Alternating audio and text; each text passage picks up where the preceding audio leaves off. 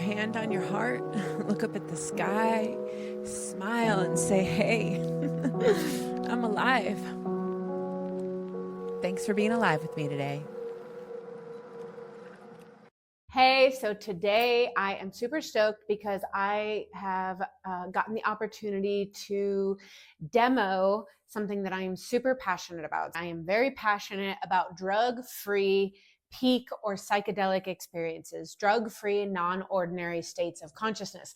That's why I'm so passionate about feeling alive, because feeling alive to me is this easily accessible, like no contraindications, almost risk-free way to get high on any given day. Whether you access them by climbing to the top of a mountain to experience awe, being in deep conversation with someone, playing music, doing art, taking a psychedelic substance, meditating on your mortality, feeling alive, whatever way you access these non-ordinary states of consciousness, that they have profound power to not only increase our life satisfaction, but also open us up to new dimensions of ways of seeing and being in the world that ultimately make us more aware, more kind, more evolved beings. One of the really leading edge ways now that we can use to access non-ordinary states of consciousness is virtual reality.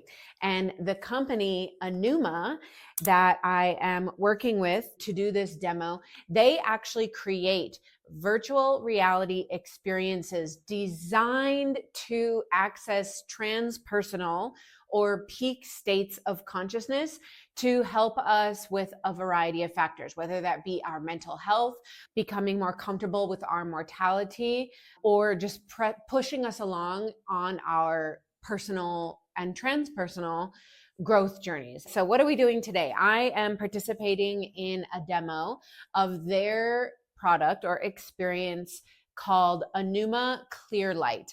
And aNUma ClearLight was actually really engineered for people that are diagnosed with terminal illness to help them integrate this experience of mortality awareness that they're going through. Let's imagine that you have been diagnosed with a terminal illness, you have stage 4 cancer.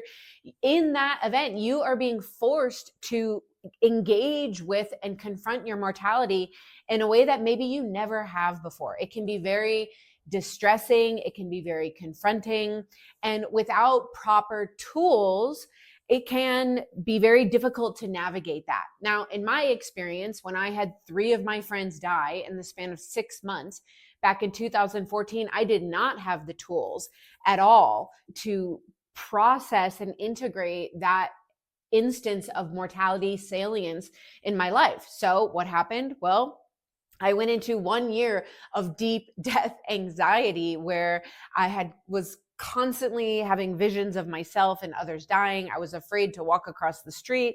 I was afraid to drive my car, on and on. I was just obsessed with this idea and could not grapple with this idea that I am mortal and that it can happen at any time. Now, enter something like ClearLight, right? Again, let's go through that thought exercise. You've been diagnosed with stage 4 terminal cancer, and you're being forced to grapple with your mortality in a very confronting way.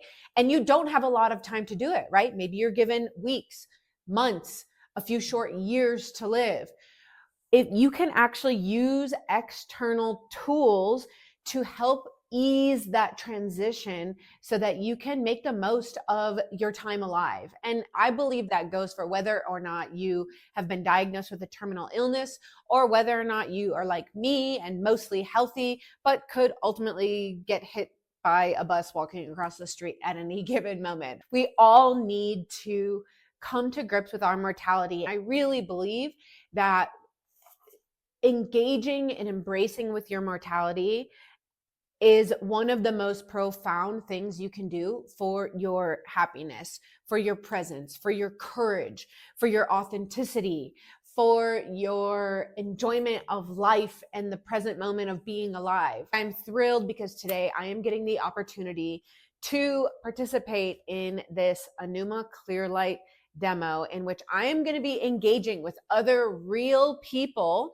all around the world who are also participating in this demo, in which we are going to have some type of experience that will help us become more comfortable with the idea of our mortality. I'm so excited because while I totally support the use of psychedelic drugs to access these types of peak experiences, drugs are not for everybody. There's a lot of contraindications, risk factors. They can be addictive. They can cause potentially a psychosis.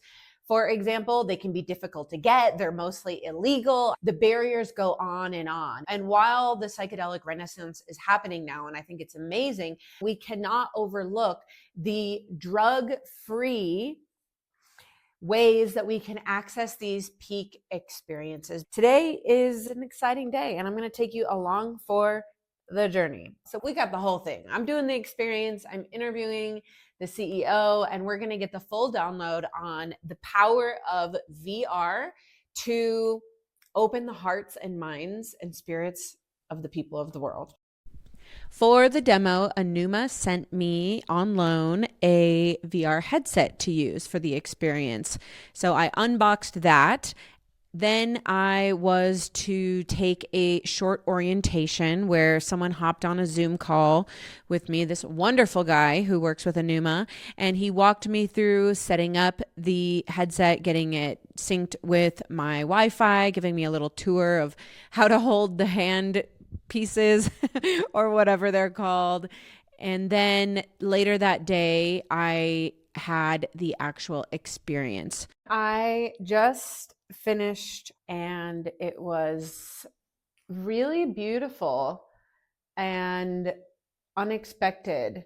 We were in a group and we were bodiless, which was one of the most profound aspects. Your body is like this glowing, moving vessel of smoke or vapor, and you have these lights where your heart and your hands are, and you get to interact with the other people. It was themes of mortality awareness, really feeling into and becoming comfortable with that idea of bodilessness and the idea that our consciousness goes on.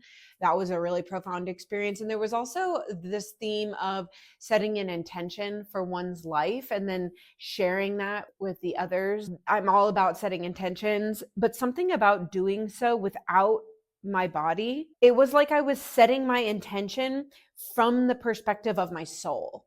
From the perception of not having a body, it was like a symphony came up as I gave my intention.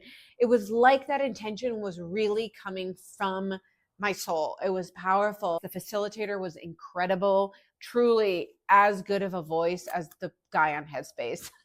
The only downside was, I think because I had my orientation just a few hours ago, which was also on VR, and I'm not used to it, I did experience some nausea during the session. So if I had to do it all over again, I would have done my orientation yesterday to minimize my headset time. But if you are a person who already uses VR, that might not apply to you. It was a profound experience. From what I understand, this program is just a snippet. They actually have like a longer course. It has multiple sessions. So I can only imagine how this would really be a profound experience for someone facing terminal illness, to have that communion with other people and to explore these themes and to become comfortable with them. Like, of course, we want to ease their transition, but how does that change the world? Well, when we can see someone approach mortality with grace and acceptance and even, I don't want to say joy, but joy, right? That changes the death perception for everyone around them, for the doctors, for the nurses, for the family, for the friends, for everyone. So the more that we can help dying people improve their experience, the more that we can change the narrative around death, instead of it being this finite thing to be conquered or avoided or denied and the end of our existence, and this terrifying thing.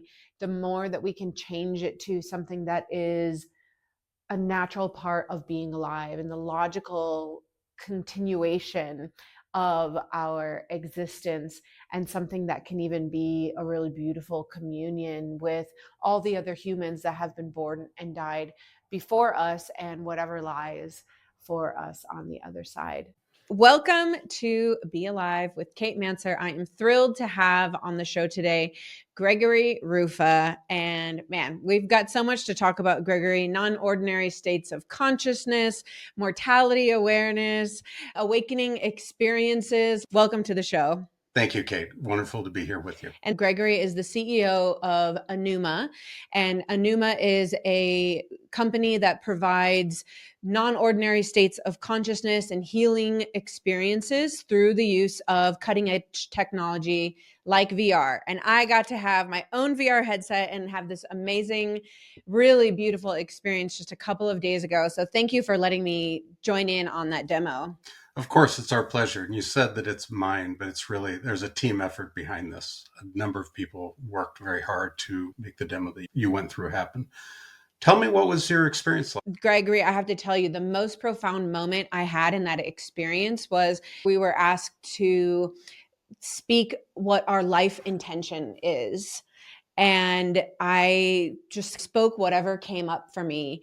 But because I was disembodied, because in this VR experience, when I looked down at my body or I saw the other bodies, you see this like beautiful haze of smoke with a light where your heart would be. The moment that I spoke my life intention, and because I was disembodied, it was probably the most I've ever felt like I've spoken my intention from my soul rather than the tangible physical expression of Kate. For me, that was the peak experience within that, was when I had the sensation that my soul was speaking my purpose versus Kate, the human, speaking the purpose. So there was many great moments, but for me, that was very, very powerful.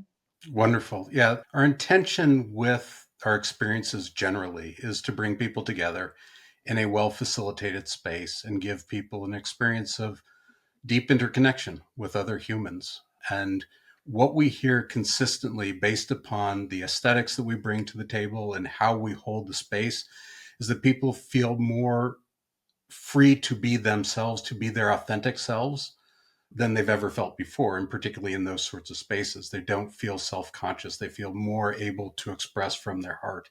And so I'm wondering if that's what was there. Your soul speaking was your sense of just being comfortable to be exactly who you are, where you are at the moment with those people.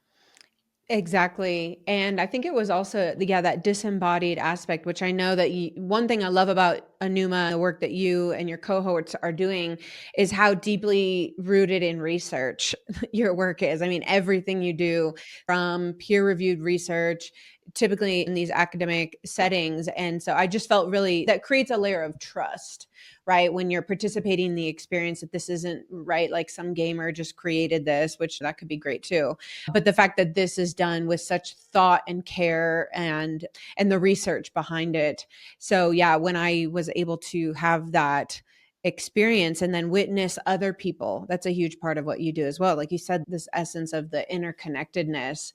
And I don't think you could have brought together three more different individuals in my particular demo, but we were able to connect in a really profound way.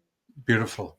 Yeah, the experience that you took part in, we call ClearLight Essence. And the intention behind that is to give the participants an example or a taste of what our ClearLight program is like. So ClearLight is a multi-session program that we're providing for people who are facing a life-threatening illness, or for healthy, normal people who are not currently in any sort of illness stage, to help people become more intimate, more familiar with their mortality. And I know you quite a bit about this.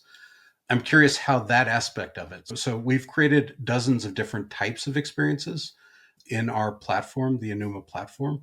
The ClearLight Essence demo is a one session demo of what is typically provided as a 6-session program over 2 to 3 weeks for groups. And people go through this with their families, or they go through it with a cohort of like peers. So we've got two versions, the ClearLight family and the ClearLight peer. From your experience in working around mortality and becoming more intimate with it. How was that aspect of it, of the ClearLight session for you?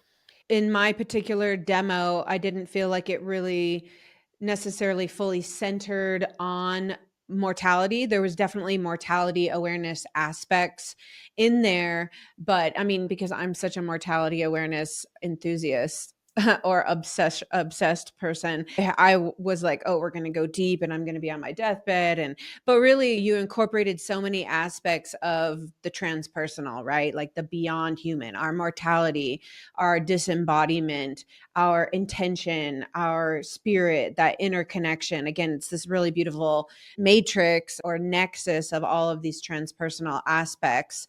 So I'm excited because I know you have this 2-week program for the family members of long-term illness individuals, as well as one for people that are more immediately facing mortality. And I'm sure that you go even deeper into it there. The program does go deeper. And we've also noticed that giving people a particularly profound experience in one session like that can be a bit destabilizing. And in some of the experience in the past, particularly people who are less familiar with doing that type of work, maybe less conscious of their mortality, don't have a practice of meditating on mortality, they could walk away from it feeling a bit more scared, a bit more jumpy, given the fact, because we can take you to a place that is not your ordinary day-to-day experience. And sometimes people come away from that experience, particularly if they don't have a solid practice of being a bit more concerned. And again, in what you did, it's very much a demonstration, a sense of this is a well-held space that is a dignified space to have discussion around these sorts of topics. And that's our intention, is to give you a sense that this is something that I could see myself doing with my brother or sister or with my parents, to bring family members into a well-held space to have the types of discussions that are necessary to have when people are facing serious illness.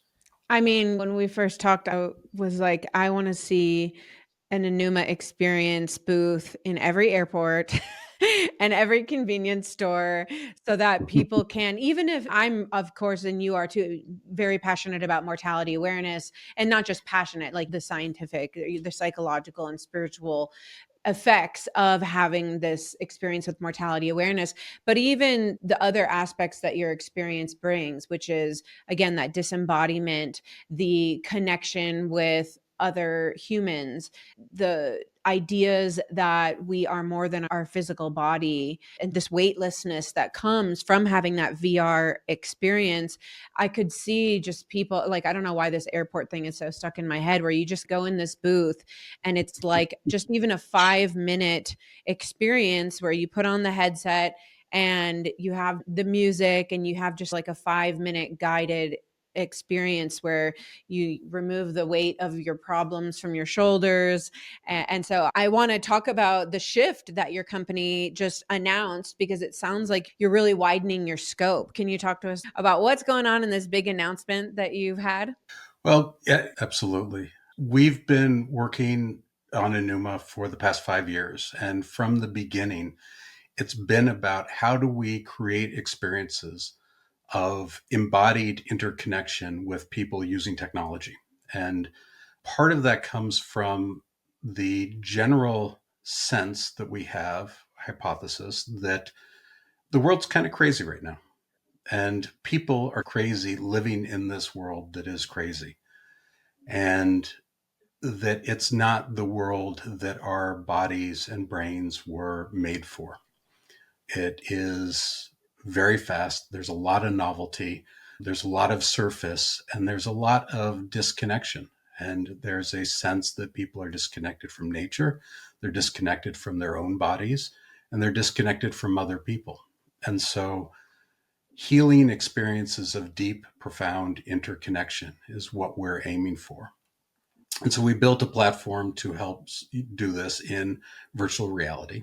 And the idea here is that, yeah, absolutely the best thing for people is to get together in the flesh, face to face, or around a campfire, out in nature, and do it that way, do it the old school way. But that's not the life we live in right now. How do you use technology in a thoughtful way to bring people together around the world into a beautiful space where they can have these experiences of connection, real human to human connection. And so that's always been the underlying thrust of what we're trying to achieve. And as we started to build out what are we doing, we came across a real need. So we're looking for what's the best application for this to bring it to market as a business.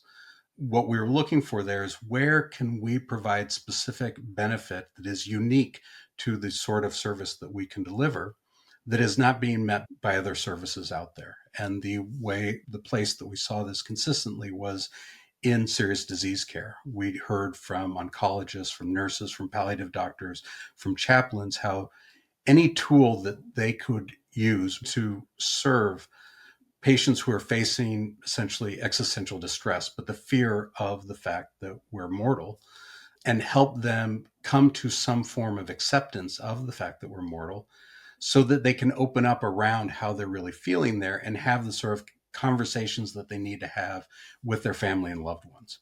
And so 2.5 years ago, we built this ClearLight program working with experts in the field and started to bring this to the world. And that's going to continue on. The aNUma ClearLight experience is going to continue on in the world, but we're not moving fast enough with the bigger thrust of what we're trying to achieve. There is so much more that can be done with this technology. And so we've created an entity, the Numadelic Labs Collective, which is designed to bring together various research organizations, scientists, developers, teachers into a space and to use the technology and get it out into the world with more uses, not just in this area of serious disease care, but in all sorts of different areas where it can support people dealing with things like anxiety and depression, dealing with substance use, dealing with trauma, dealing with the effects of community trauma. There's tremendous number of different potential applications for the work that we're doing, and we need it to move faster fundamentally. And so the Numadelic Labs Collective is a 501c3 focused research organization, a nonprofit set up to create the fundamental underlying technology that will support these true human to human connections. And this has been in the works for the last few months, and we're just moving much faster these days in the last few weeks. Wow, amazing. And it sounds like you're increasing your collaboration amongst different fields and even into the private sector. When I was reading about the expansion of what you're doing and its focus on human connection and psychological safety, I was like, oh, this is going to be at corporate retreats all over the world. When I was at Google, that's absolutely something that I could see many different teams across the hundreds of thousands of people at Google would want to use. The cool thing about these experiences, even with what you've been doing so far in the long-term illness space, is that these experiences are not just for that individual. When you have one person who is ill, who comes to a new understanding of life and death and everything in between and can die more secure and comfortable and awake and aware, that impacts every person around them. And so what you're doing is this incredible ripple effect. And now that you are expanding your scope even further, I'm still holding out for y'all to be in the airport because I think that I'm sure the folks at MAPS have had joking and serious conversations like, if only we could give psilocybin to every person in the world. And it's a joke because you can't necessarily, right? But with virtual reality and the fact that it's this technology, you don't have to ingest a substance, you can pop in and out of the experience. It's not crazy to think about the very, very widespread application of this product and this mission that you're on.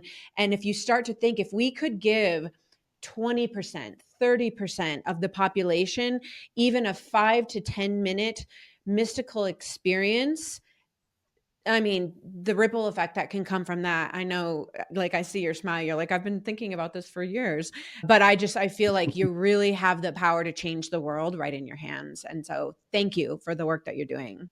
Well, thanks for recognizing it. I think the important thing is this idea of the ripple effect, is this idea that there are so many technologies and protocols and work being done on the isolated individual. And I think in large part that's based on our healthcare system, which treats the individual as opposed to really treats the community.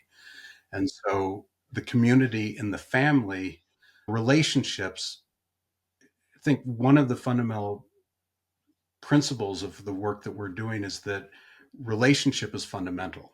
Relationship, and that's relationship to myself, it's my relationship to you, it's my relationship to my family, but that's more primary than the subject or the world of objects that are around me. It's our relationship. And how do you support that? How do you tend that? How do you create technology that helps nurture our attention so that our attention is focused on what is really true and important about our relationship, as opposed to all the other noise that's filtering through that's trying to distract us? And so fundamentally, that ripple effect, we believe, comes from really centering the relational aspects of our lives. How do you support that? How do you provide non-trivial experiences that help people connect in ways that are really what our brains and bodies were built for?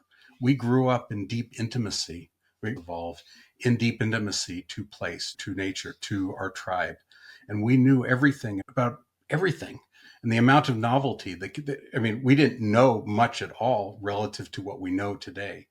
But in terms of the worldview that we had, we knew all the paths, we knew all the flowers, we knew all the insects, we knew all the bird calls, we knew exactly where the sun was going to rise, we knew exactly the moon phase that it was going to be in, we knew when the moon would set, we knew the stars. All of that we knew intimately. We knew all the people in our group, right? We knew them from the moment we were born to the moment we died. And when other people died, we knew where they were buried. And we don't have those relationships, that depth of intimacy anymore. That we live so much of our lives in isolation from other people, from our place. And that's really what we're trying to do, is use technology to weave those connections between people in a way that help us be better humans. I also really appreciate the way that you're changing the narrative about technology. And I think that it's been this sort of zero sum game, like technology is evil, in person is good. It makes me think of, I remember this is in college, I wrote a paper about how technology actually brings us together. And my brother is a great example. He's a gamer. He doesn't have a really like an in-person friend group where he lives in Austin, but he and his friends, every day he gets off work from his tech job at 5 o'clock or whatever, he and his friends are on Discord, like watching movies together in a room, sometimes playing games for all night, every night. So he has a very rich connection with these. So if you look at him from the way he lives his life, if you didn't know, you'd be like, oh, he's such a loner. He has no friends. But he's way more intimately involved with his friends than I am. I mean, he's with them every single night and they'll just like silently watch movies together while their audio is activated on their chat group. And I just think that's really cool. And I think what you're doing here is like, we need to add nuance to the conversation with technology, that it's not just That's evil exactly, or you're absolutely right. Technology is morally neutral.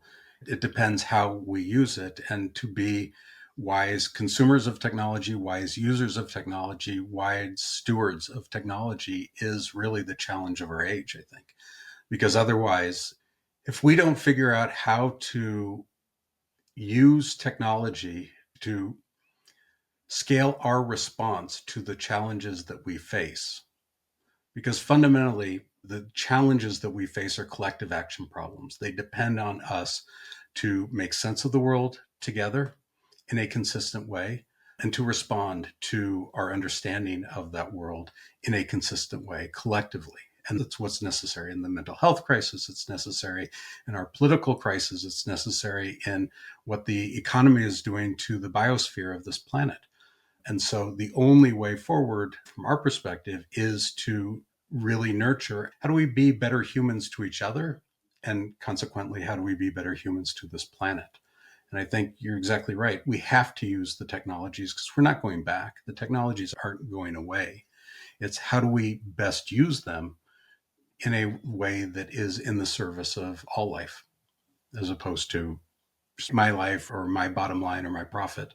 But how do we use technology in a way that actually will make this world a better place? Beautifully said. So then, deepening this conversation of adding that nuance to technology, if we were to want to pick up habits or engage more with technology that is healthier for our spirits and our relationships, what are some of the aspects or characteristics that we should look for? Yeah, I think that's a great question. And it's one that I think we all need to be asking ourselves. It starts with incentive, I think. It starts with what is the incentive of the technology?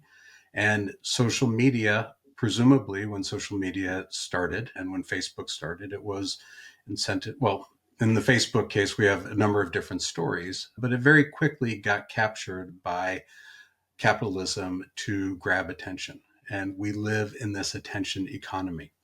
And we've seen that attention is really the currency of the day. And so before any individual buys into any particular technology, I think it's important to understand and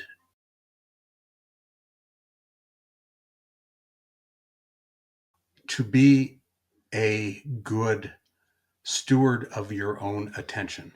And that takes practice. That's not an easy thing to do, particularly in the media sphere, in the world that we live in, where your attention is being, it's a, the technologies are being used to hijack your attention and get you to pay attention to things that may not be good for you, may be increasing polarization, may be increasing division. And so I think one of the things is, can we create technologies that help people better steward their own attention, better where they can nurture when do I pay attention to something? When do I not? Where do I have to put a stop and say, no, I'm not going to, I'm not going to pay attention to that. And just the personal example is over the last 2 months, I've taken news apps off my phone. And personally, I'm not much of a social media user. I've seen what it does to myself and to other people, and I just prefer to be a little bit more in control of where I place my attention. And that I'm not saying that because that anybody else should do that. I'm just saying what I found for myself is the best way for me to be happy is to choose where I put my attention. And I don't like the sense that I get when I've gone through an hour of scrolling that is meaningless and trivial, but now I'm activated in some way that feels both emotionally anxious but empty. And I don't like that feeling at all. And so I take those apps off my phone because that's not the way that I choose to be. Coming back to your question, it starts with diagnosing what are the problems and where we've gone wrong with our use of technology in the past so that we don't make the same mistakes again. And we're trying to do that with aNUma and the Numadelic labs.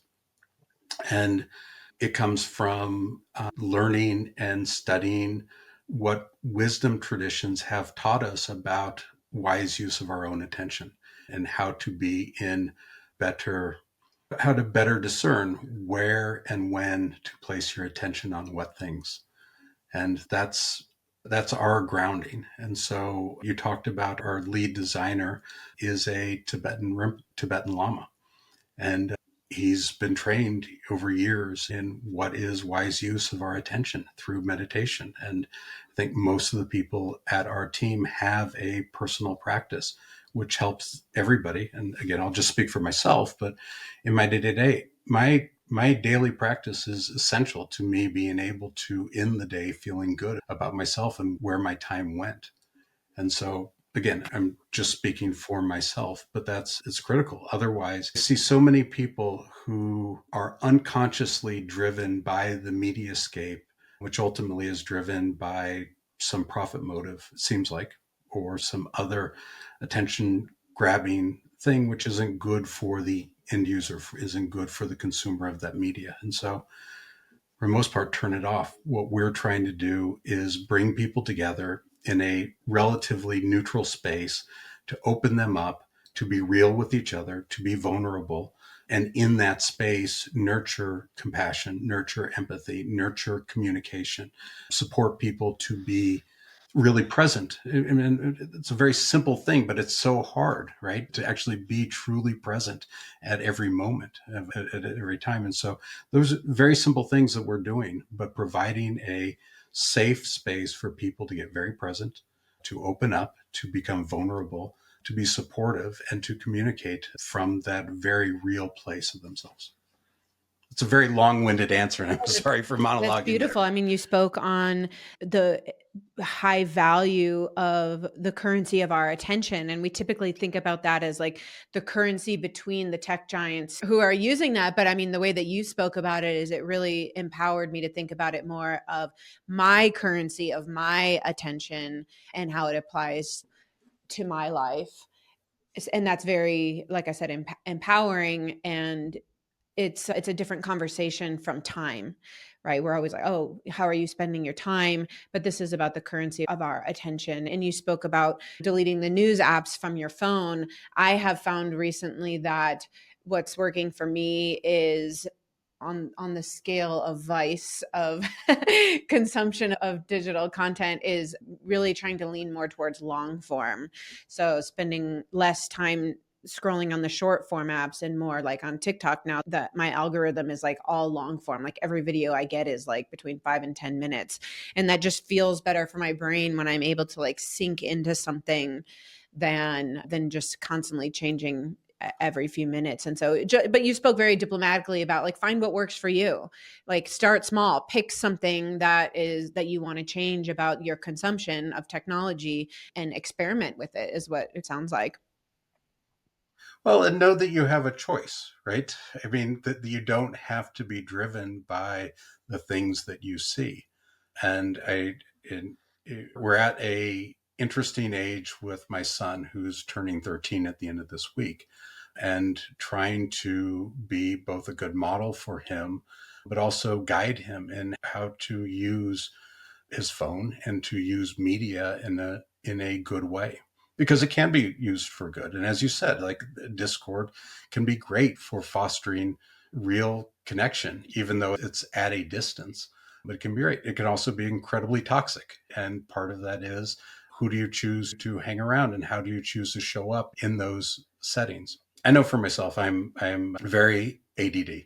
I've always been ADD, and it's difficult. And I think that's part of where I came to a personal practice into meditation, is that if I didn't have that, I would feel out of control, and I would not feel whole. I would feel just jagged and loose, and like the world was running me rather than I was running my own life. And so I think, know that you have a choice, choose to engage with I think the long form aspect of what you spoke about is very important, because what we know that these big tech social media companies do to us is they hijack our brains to give us quick rewards, quick dopamine rewards. And that is ultimately an empty circuit. You don't progress, or at least from my perspective, you don't grow by just constantly hitting a dopamine circuit. Long form is critical. And I think that's one of the things that concerns me about the world that my son is growing up into, is with everything 10 seconds, 15 seconds sort of attention span, people can be very easily manipulated through their emotions with short attention. And I believe you need long form to help teach. I don't know this, right? This is not my expertise, but I'm curious what you think. But I know that reading novels, reading books is critical to me being able to feel like I have some degree of control over my attention, and that I can reason through things and I can think through things. And I don't know that there's any 10, 15-second thing that I've ever done that would actually lead me to be more capacitated rather than less capacitated after watching it or listening it. And I think that's this world that we're moving into, is how do you build capacities to actually navigate this world in a sensible way?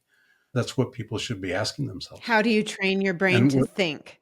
Is basically what I'm hearing you say. I mean, that's what I'm getting is like, yeah, that we are actually, imagine if if we're constantly consuming these 10 and 15-second videos, how that might correlate to our ability, or our endurance rather, to think about a problem in our life, right? Like it would tap out at 10 to 15 seconds. And I can say, I'm in my master's program right now. I just wrote a paper, and I hadn't written a paper since the semester prior. And the amount of endurance that I had at the beginning of writing that was so low. Like, I mean, I could barely write two sentences without having to like stop and gather. And it's the same thing every time I give a speech. If I haven't given a speech in a little while and I have the 75-minute speech, when I first start rehearsing, I can only rehearse for 15 minutes. Talk to any runner. If you take off, right? Like this concept of endurance, it applies to pretty much everything, but it also it also applies to our brains. And so I think you bring up a very important risk of consuming a lot of dopamine hit short form content, which is the risk of our ability to perceive and think through our own lives. No small thing, whatever.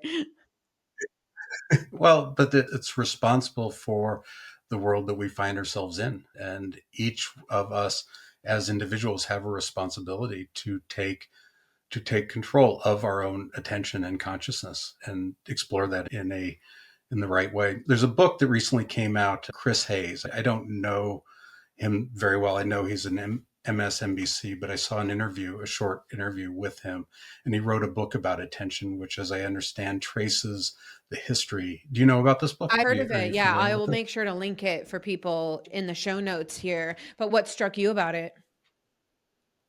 He traces this ever shortening winnowing of attention down into the 15-second TikToks. But as we were, and this is one of the things that I think about as a foundational angle for what we're doing at Numadelic Labs, is we grew up, again, I say we grew up, humans evolved in a without the written word. We were oral storytellers for a good part of our existence.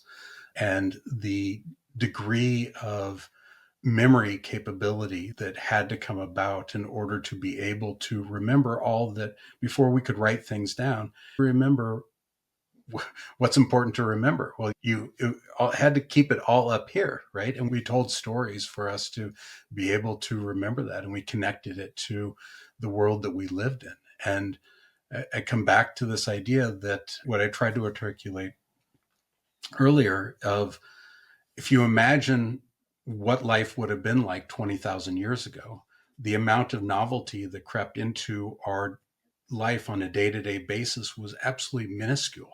There was so little that was new. And today you pull your phone out and it's almost all novel, all new stuff for you to look at. And so I think there's something important. I certainly don't have all the answers, but I think there's something important to where the world is heading and what happens at the individual level with our own attention. And I think this is part of the book, although I may be wrong, but they talk about the Lincoln Douglas debates and these long form debates between two people, two orators sitting up on a stage and talking through at length the issues of the day.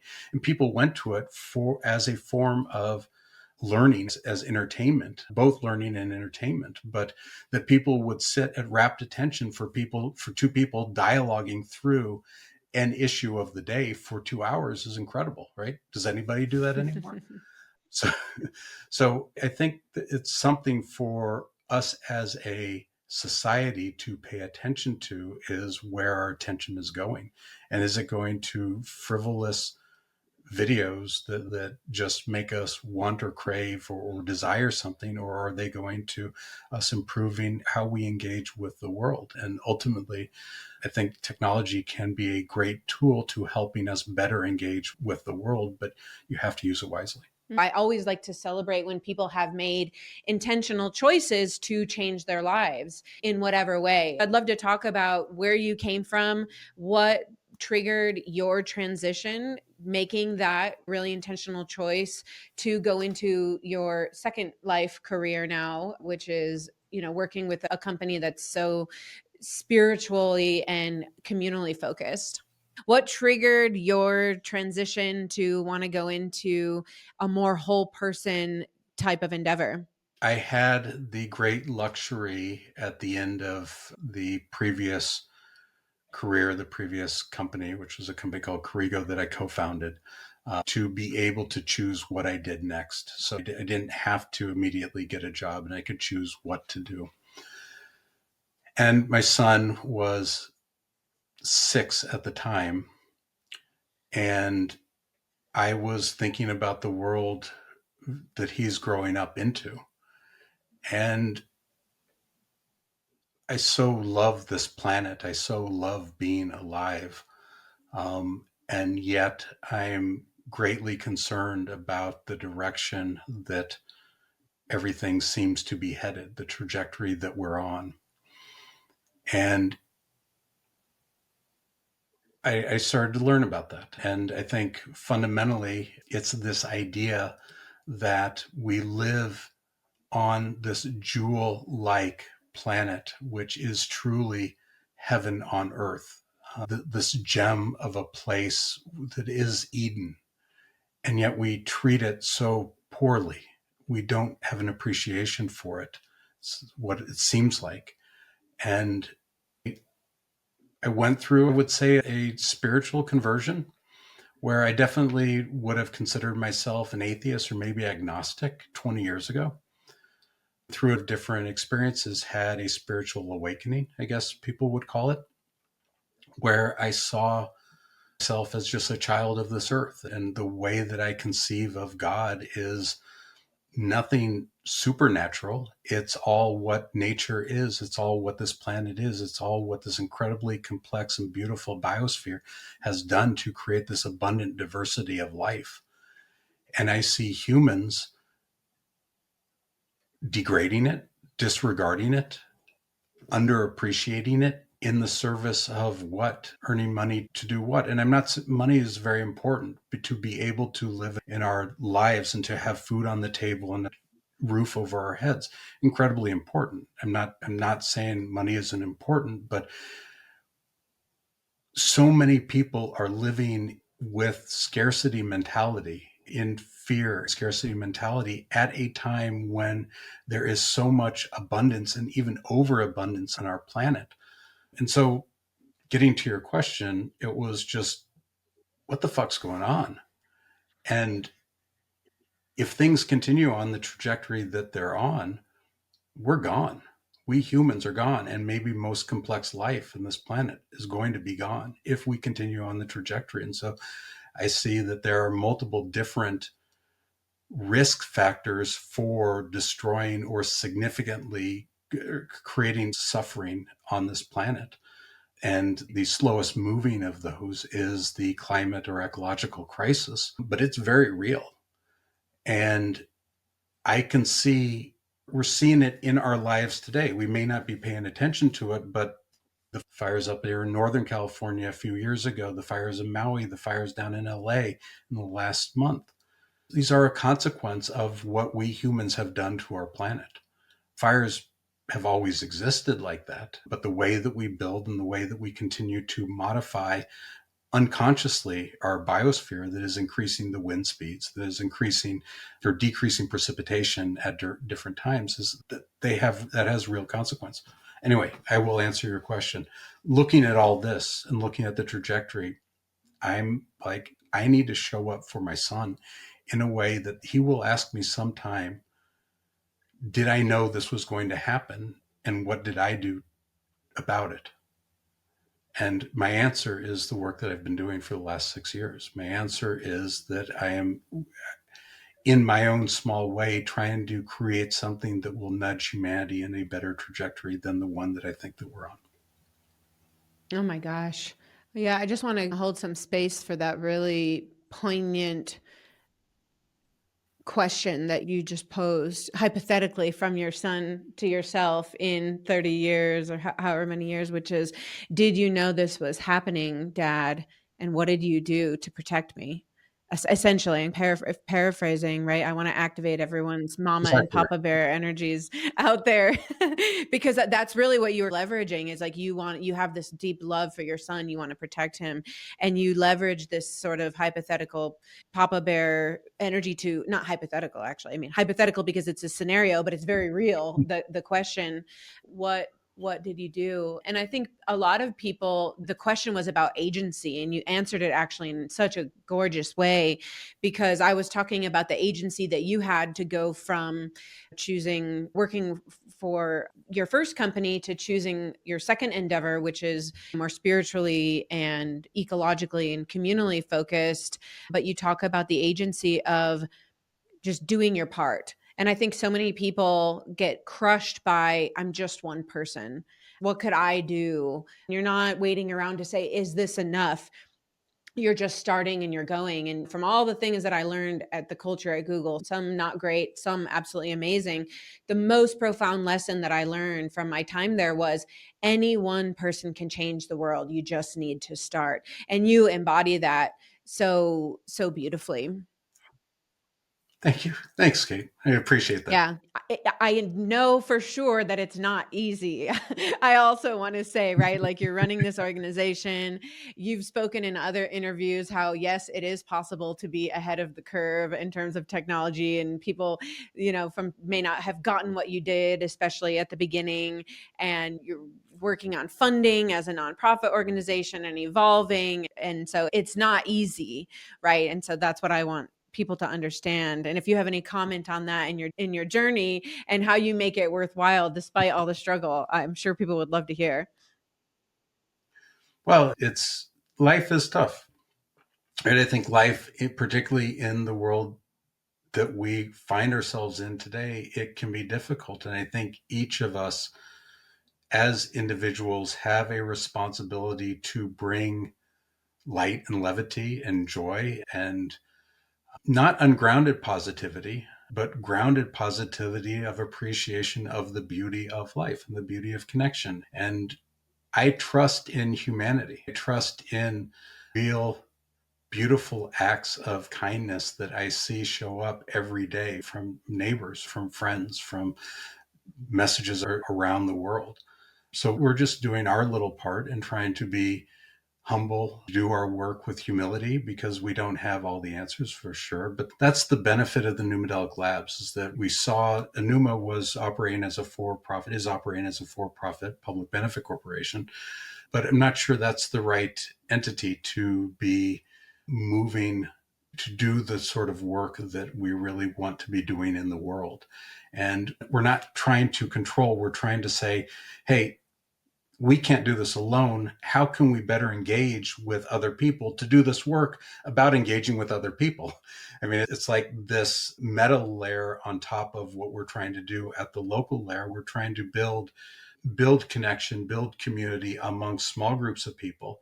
And as an organization, we're saying, no, the right thing to do as an organization at the organization level is to be in a position and to be in a structure that can be walls down, opened up, and exchange with many other people. And so working with the best scientists and the best engineers, the best researchers, the best teachers, that's what we want to do. And so that's this movement to Numadelic Labs. I hope that's an answer to your question. I think it was really about every one of us in our own small way can show up every day in a way that makes to be appreciative of what you called the ripple, right? To be appreciative of the impact that we have on other people. And rather than being sour, my son tells me I don't smile enough, looks at my face and says that I'm growling. And he reflects that to me whenever he just gives me the mean look. And I'm not trying to show up. RBF, you might have resting bitch face, as it's affectionately called on the interwebs. So when he's a little, I guess 13, he probably already knows, but you are a very light person. That's you can hilarious. explain that to him. But yeah, to the barista, to the person on the checkout counter, to everybody that you engage with, to be able to greet them openly as just one human to another human. That's what will save this world. A great moment to cite the work of Dr. Irvin D. Yalom, the existential psychologist who in his book Staring at the Sun speaks at length about how the ripple effect in his experience with patients is the greatest antidote to the fear of death. And so here in our conversation, we come back to mortality awareness, right? Like you're looking in this hypothetical scenario in your mind, like when you are closer to death, what am I going to tell my son? And there is that weight of mortality awareness that can illuminate perspective and clarity, this idea of the ripple effect it just adds value and weight to what we do as humans. Just like you said, whether it's starting a company or the way that you speak to the clerk at the store when you're checking out. And then we come back again to what you've spoken about, the importance of these communal experiences. And so that is what keeps us alive as we're getting towards the end of our interview here. If you could just riff on and talk about what is it that we need to live in community so much, and why is it so important now at a time in our history when things are a little crazy, to say the least?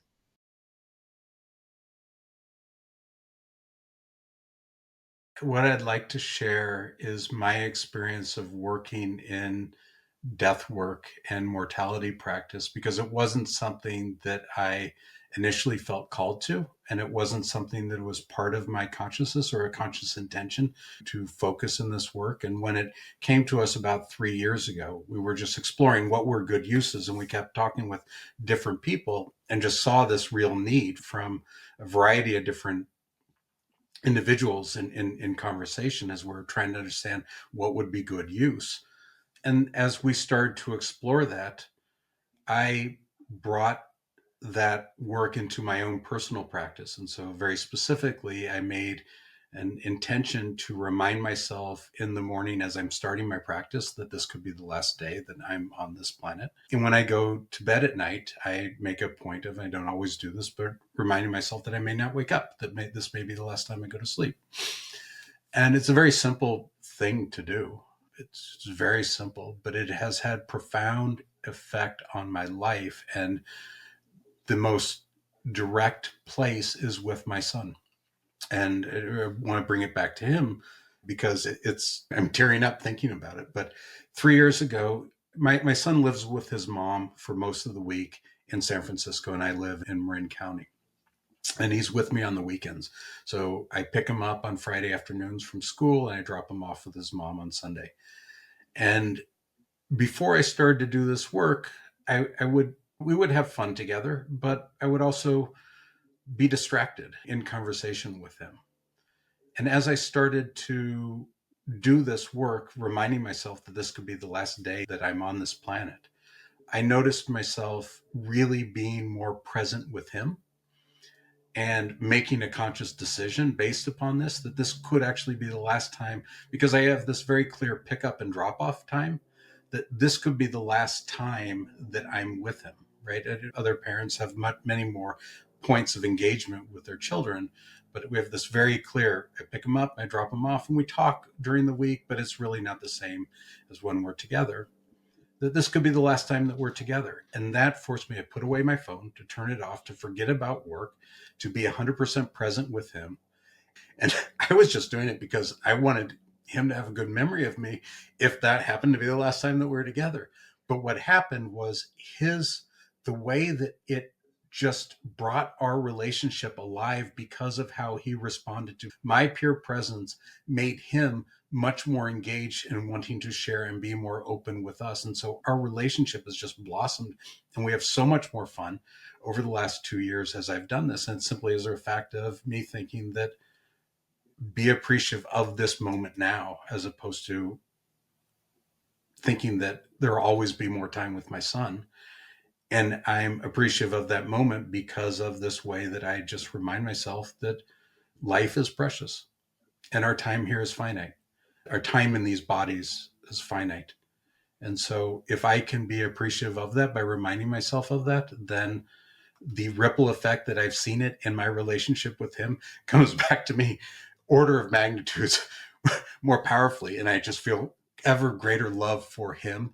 And I know he feels it for me in that same way. And so I don't know if that answers your question, but that's the most profound way that it's affected me. That is absolutely beautiful. Thank you for sharing that story. And I love how you call it pure presence, right? And when you said that, I just got this visual of like you and him in the car, and you're just bantering and you just look at each other for a moment, right? And it's just like this ordinary, average thing.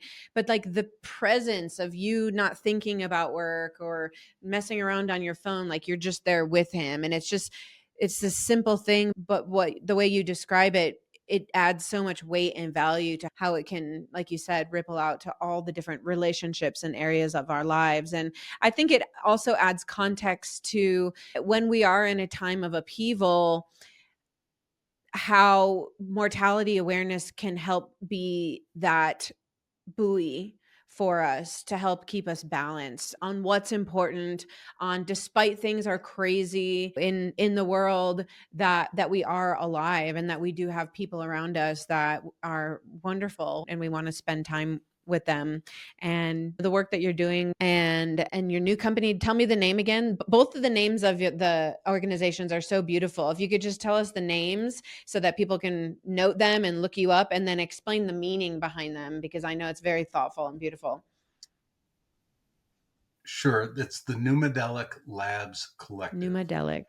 So NLC Labs Collective. And Numadelic is a term our partner Dave Glowacki coined, and it's to differentiate from psychedelics. And it comes from the Greek word pneuma for breath or spirit. And the coinage, or the idea behind a pneumodelic technology, is a technology that connects a self to something greater than the self. And so the idea of connection to spirit. And if you think about it, the cathedrals of Europe are a pneumodelic technology. When you walk through the door and you're in the great room, then you feel connected to spirit in some way, right? That's the architecture of the space. That's the coinage of pneumodelic. And so the idea of connecting self to the greater tapestry of life is ultimately what we would hope to do with our technology, is give people embodied experiences of that connection that helps them change their perspective and not see themselves as isolated individual selves in a world of objects, but as one subject amongst a wide panoply of subjects, and to see themselves as a process and as engaged with life through relationships. And so that's what we're trying to do with the NLC, is create these experiences for people that reliably create profound experiences of interconnection that help people better learn and live and grow. Oh my gosh. Numadelic. Remember that word. Look them up. And man, this has just been a really beautiful experience talking about spirit and technology and relationships and community. So thank you for taking us on this journey today, Gregory. Thank you, Kate. Really appreciate your time and all the work that you're doing with this podcast and the other work that you do in this world. It's great to meet you. Give that son of yours a big old hug when you see him again on Friday. And thanks for sharing your stories today, Gregory.